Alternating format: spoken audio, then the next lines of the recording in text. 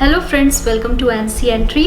तो आइए video start करते हैं, लेकिन दोस्तों उससे पहले हमारे चैनल को सब्सक्राइब कर लीजिए। अगर ये वीडियो आप फेसबुक पे देख रहे हैं तो फेसबुक पेज को लाइक कीजिए और हमें इंस्टाग्राम पे फॉलो कीजिए। राधे राधे, जय श्री कृष्णा। थैंक यू दोस्तों।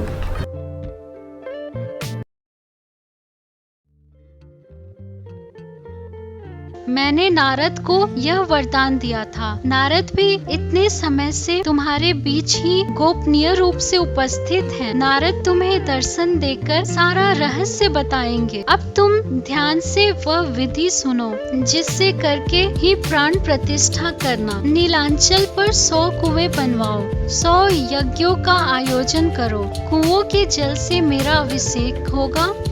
इसके बाद इसकी स्थापना स्वयं ब्रह्मदेव से करेंगे। इसके बाद इसकी स्थापना स्वयं ब्रह्मदेव करेंगे। वहाँ तुम्हें लेकर नारद आएंगे। राजा ने नीलांचल पर्वत पर विशाल मंदिर का निर्माण कराया। ऐसा विशाल मंदिर उस समय भूलोक पर दूसरा न था। भगवान के बताए अनुसार नारद जी प्रकट हुए। भगवान की इच्छा अनुसार वह राजा इंद्रदुम्न को लेकर ब्रह्मलोक की ओर चले। राजा इंद्रदुम्न समय की गति से चलकर ब्रह्मलोक पहुँचे। ब्रह्मा जी की स्तुति के बाद उन्हें भगवान की कही बातें बताई। ब्रह्मा जी यह जानकर बड़े प्रसन्न हुए। सौभाग्य मानकर वह इसके लिए सहर्ष तैयार हो गए। ब्रह्मा जी ने कहा, तुम अब आगे चलो, मैं पीछे से आऊंगा। एक बात का ध्यान रखना, जब तक वापस जाओगे तब तक धरती पर बहुत कुछ बदल चुका होगा। तुम्हारी कई पीढ़ियां बीत चुकी होंगी, हजारों वर्ष बीत चुके होंगे। अब तक 71 कल्प निकल गए हैं। मनु भी बदल चुके हैं, इसलिए विस्मय में मत रहना। ब्रह्मा जी से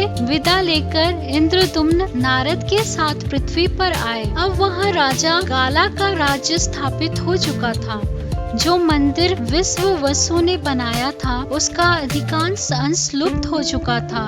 इंद्रदुम्न ने पूजा की तैयारी शुरू की। राजा गाला को लगा कि कोई राज्य में आक्रमण करने आया है।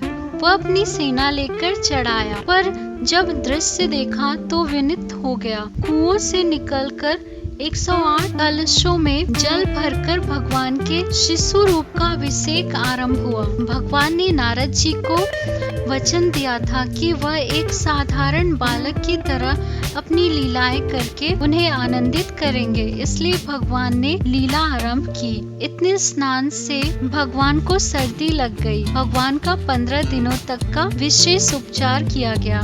तब वे जाकर बलराम जी और सुभद्रा जी के साथ स्वस्थ हुए।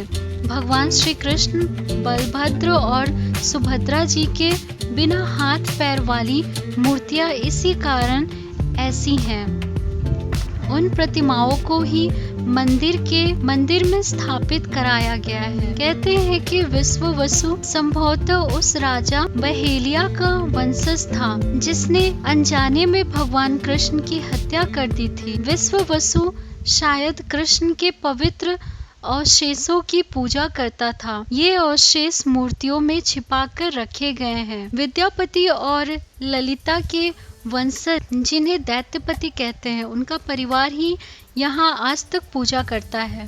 भगवान जगन्नाथ की विग्रह मूर्ति के निर्माण की प्रक्रिया भी अनोखी है। जिस वर्ष में आषाढ़ मास में अधिक मास होता है, उस वर्ष भगवान की नई प्रतिमा बनाई जाती है। पुरानी प्रतिमा को मंदिर के प्रांगण में ही समाधि दे दी जाती है। इस प्रक्रिया को नवकलेवर कहा जाता है।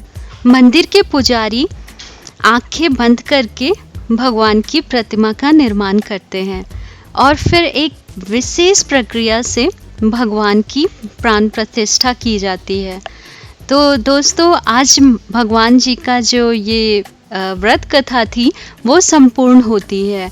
और जगन्नाथ जी की पूजा की कथा अगर आपको पसंद आई हो तो आप सब हमारे चैनल को ज़रूर सब्सक्राइब कीजिए, ज़्यादा से ज़्यादा लाइक कीजिए, शेयर कीजिए, ताकि हम ऐसी ही कंटेंट आपके साथ हमेशा शेयर कर सकें।